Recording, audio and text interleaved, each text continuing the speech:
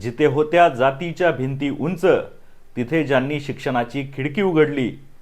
जिथे होता अन्यायाचा अंधार दाट, तिथे ज्यांनी समतेची ज्योत पेटवली. राजा म्हणून नव्हे तर माणूस म्हणून ज्यांनी इतिहास लिहिला, असे लोकराजा राजर्षी छत्रपती शाहू महाराज. मित्रांनो, 1917 मध्ये लोकराजा राजर्षी शाहू महाराज यांनी प्राथमिक शिक्षण मोफत आणि सक्तीचं केलं होतं.